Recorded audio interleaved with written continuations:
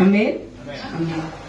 Hari ini saya akan bawakan tema tentang kasih yang terhilang, Bapak Ibu. Amin.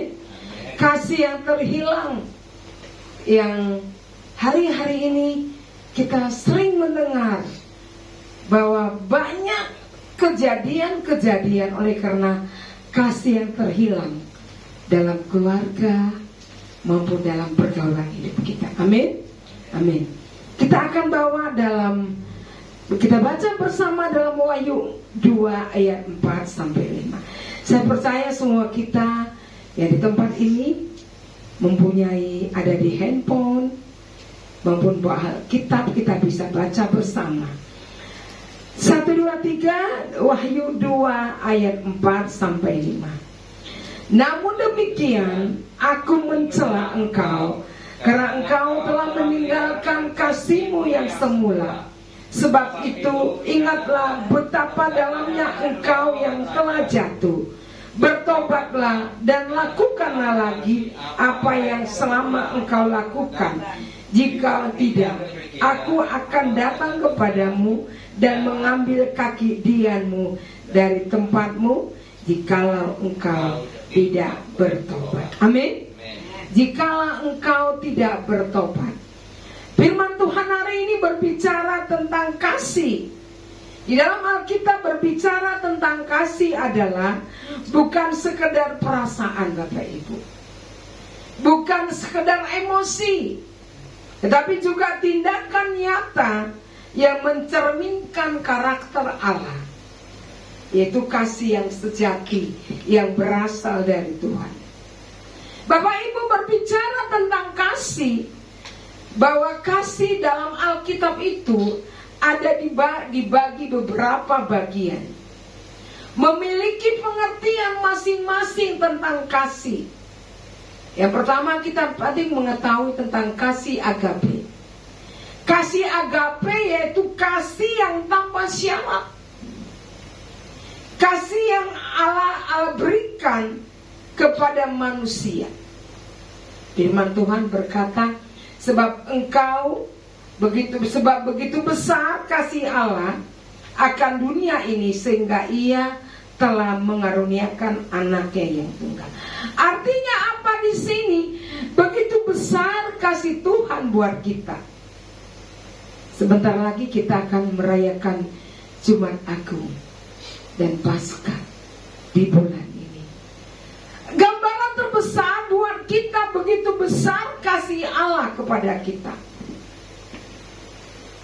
Dia tersalib oleh karena dosa kita. Sebab itu Bapak Ibu, seberapapun kita yang hadir hari ini, kita percaya bahwa kasih agape itu selalu ada dalam hidup kita. Katakan kiri kananmu, amin. Katakan kiri kananmu, selalu ada. Itulah kasih agape. Yang kedua ada kasih yang berbicara tentang filia, yaitu kasih persahabatan Bapak Ibu, atau kasih persaudaraan seiman. Firman Tuhan dalam 1 Petrus 1 ayat 22 berkata, hendaklah kamu saling mengasihi sebagai saudara. Artinya apa di sini? Ada kasih persaudaraan.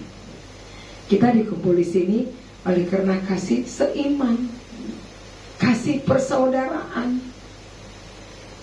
Artinya apa? Di dalam kasih persaudaraan yang Tuhan berikan buat kita, ada satu kata, engkau bisa mengampuni saudaramu kalau ada yang bersalah kepadamu.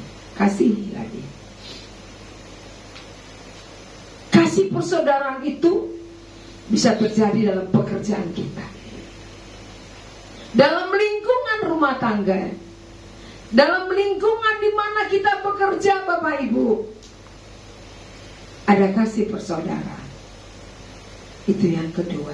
Dan yang ketiga adalah kasih eros, yaitu kasih yang romantis.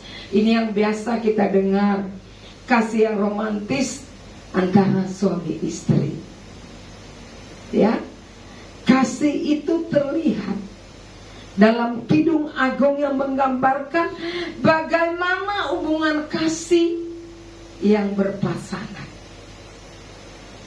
Setiap kita pasti punya problem dalam rumah tangga. Tidak ada yang tidak. Ya Bu ya. Semua ada masalah yang terjadi di dalam rumah tangga.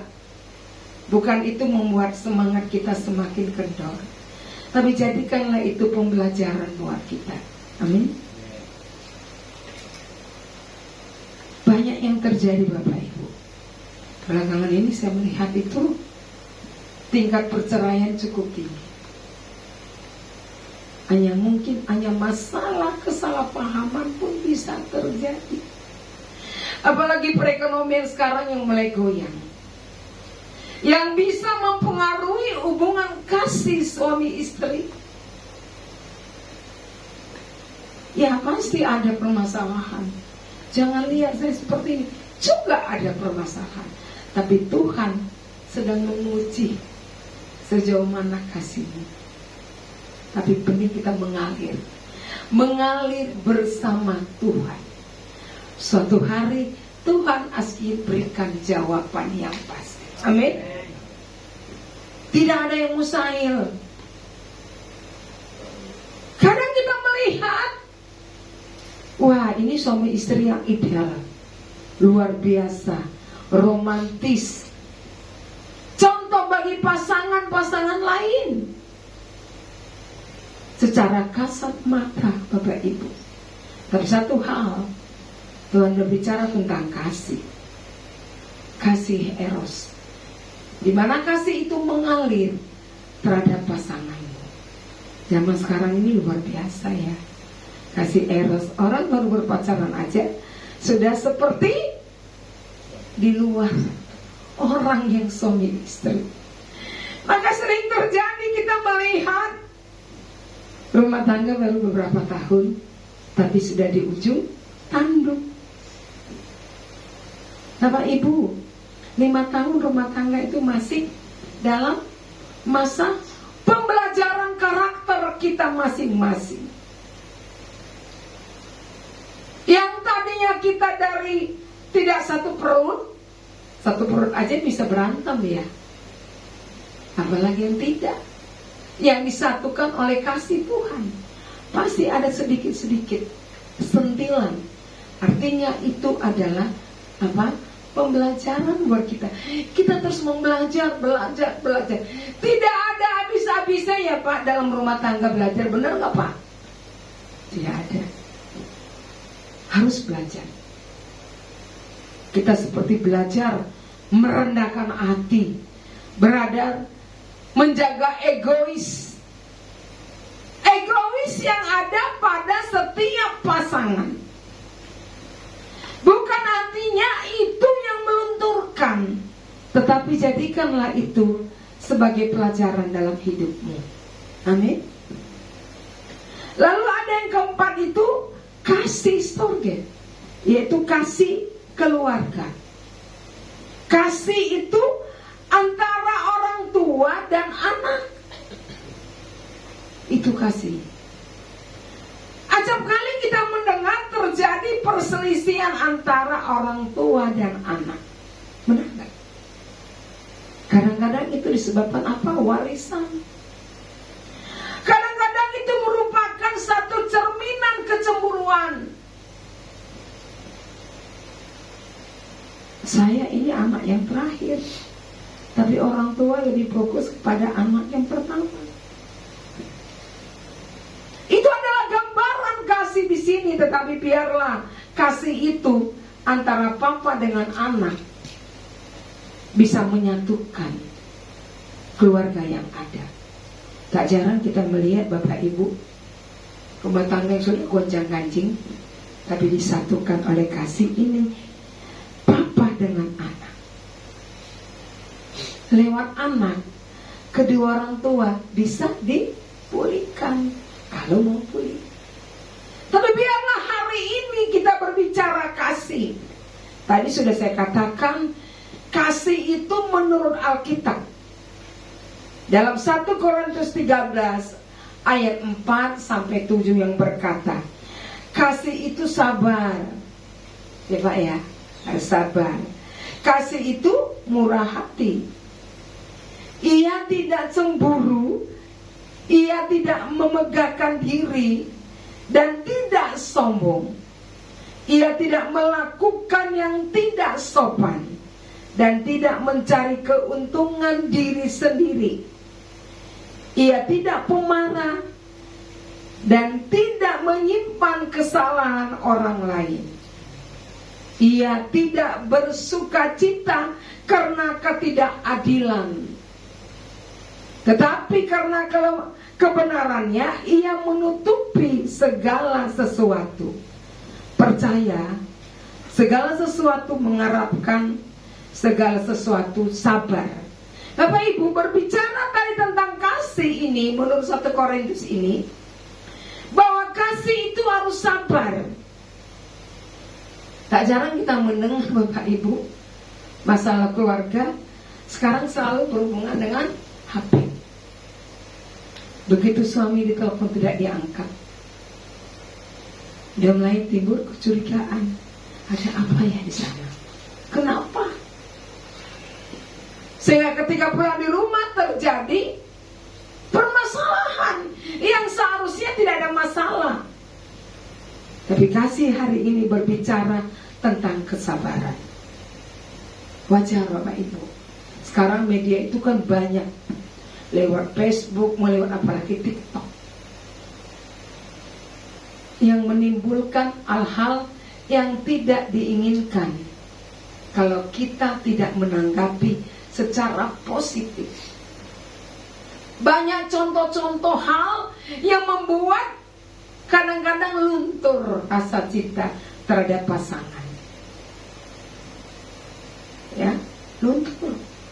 Tapi biarlah kasih ini, yang tadi saya katakan, bahwa kasih itu memiliki sabar. Itu pertama.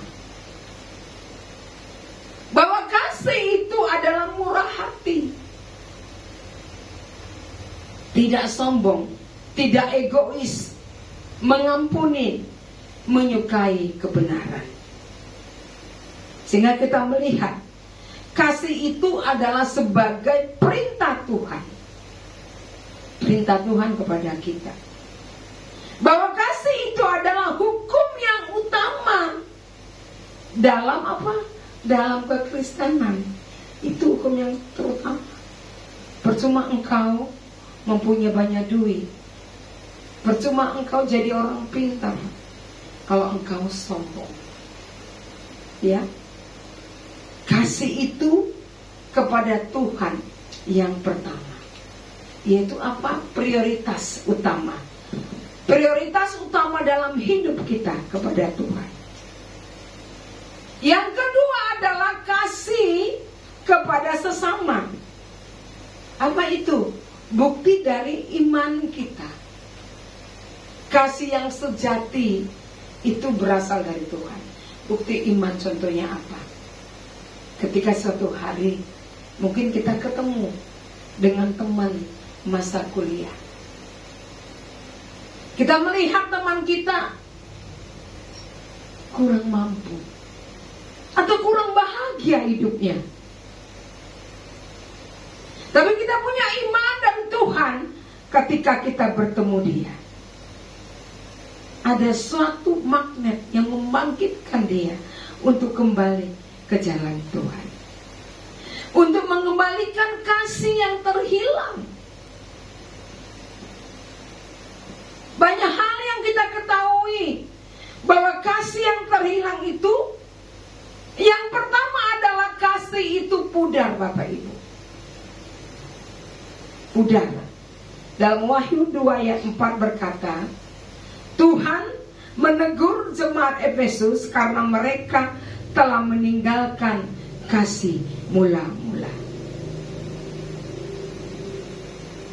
Kasih mula-mula. Ini kita melihat Bapak Ibu, dalam perjalanan kehidupan kita, yang kadang-kadang kita lupa, ya, bahwa ada kasih yang Tuhan berikan buat kita, buat pasangan hidup kita. Nah, cerita ini berawal dari tentang jemaat Efesus. Ya. Jemaat Efesus ini adalah gereja yang memiliki sejarah yang luar biasa, Bapak Ibu. Paulus pernah melayani di sana. Demikian juga Timotius juga pernah menjadi pimpinan di sana. Mereka dikenal sebagai gereja yang kuat dalam pengajaran dan menolak ajaran sesat itu saat itu. Namun meskipun mereka setia dalam pelayanan dan doktrin, kasih mereka kepada Tuhan dan sesama mulai memudar. Mengapa? Yang menjadi pertanyaan buat kita. Mengapa jemaat Efesus saat itu meninggalkan kasih mula-mula? Dan itu bisa terjadi buat kita, Bapak Ibu. Tidak kepada jemaat Efesus. Kenapa? Yang pertama kita melihat di sana, mereka fokus pada doktrin, tetapi kehilangan gairah dalam kasih. Doktrin, tapi kurang gairah dalam kasih. Yang kedua adalah di sana ada kehidupan di tengah pengaruh dunia. Sama seperti sekarang ini. Di tengah perekonomian yang susah. Banyak perusahaan tutup. Pekerjaan, kehilangan pekerjaan. Harga sembako semakin naik. Pendidikan semakin tinggi biayanya. Itu faktor saat ini yang bisa mempengaruhi kasih kita mulai memudar. Pengaruh dunia. Lalu yang keempat adalah tekanan dan penganiayaan yang terjadi pada saat itu. Itu juga Bapak Ibu bisa mengurangi kasih kita. Bagi pasangan suami istri, saya percaya sih tidak ada terjadi. Yang ada KDRT. KDRT bisa terjadi, kenapa? Karena dia nggak ingat kasih mula-mula ketika dia ketemu dengan pasangan hidupnya. Amin. Ya nggak Pak? Benar Pak? Lupa dia dengan pasangan hidupnya yang pertama kali ditemuinya, cinta pertamanya. Sebab itu Bapak Ibu berbicara kasih ini, di dalam ini jangan engkau memberikan tekanan kepada pasanganmu.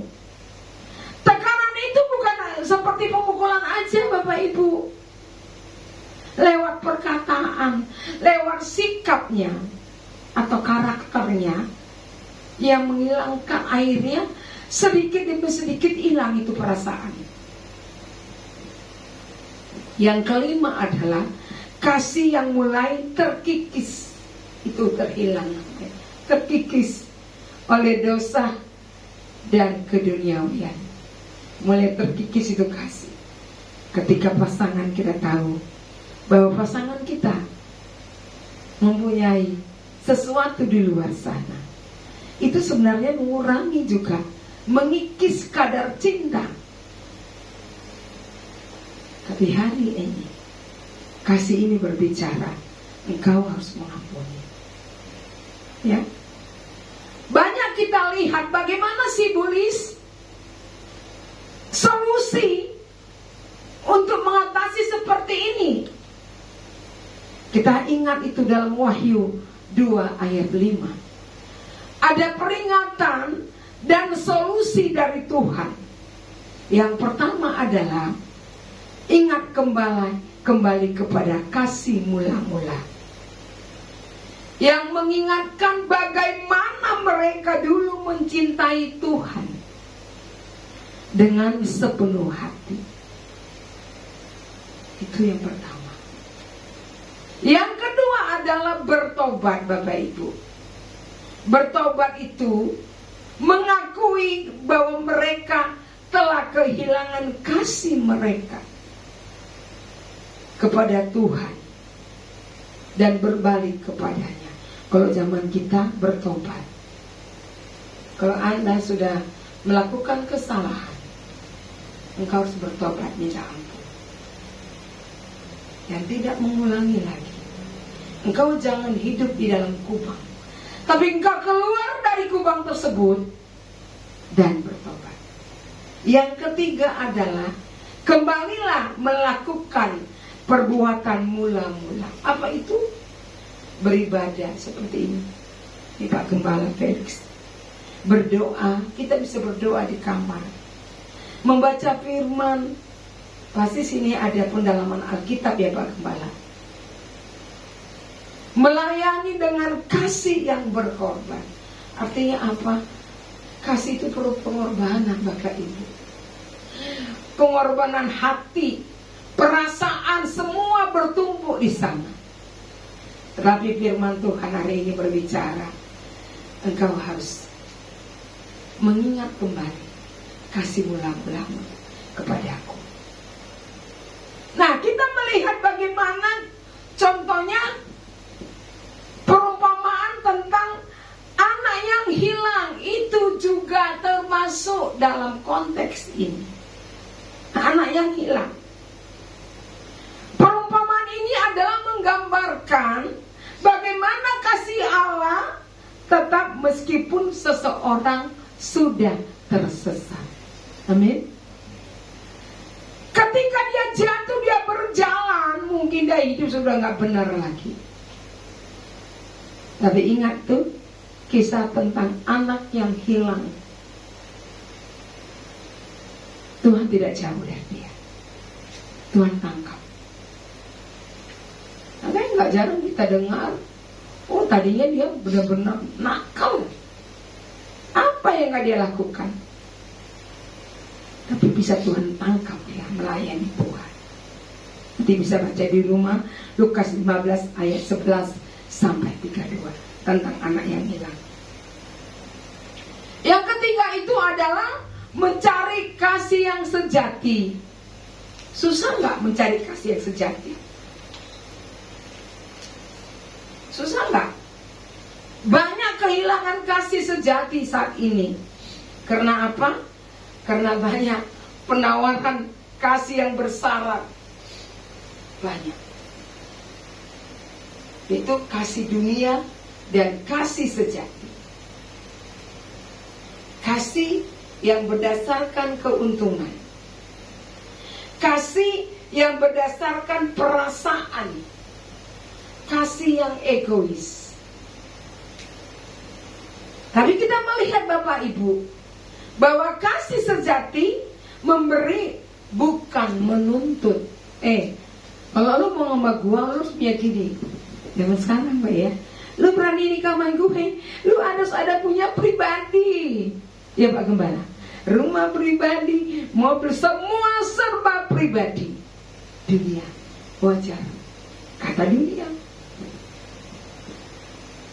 Masa aku mau nikah sama kamu, saya harus menderita? Semua harus pribadi.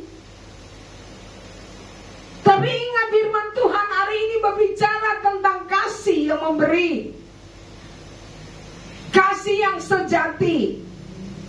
Artinya apa?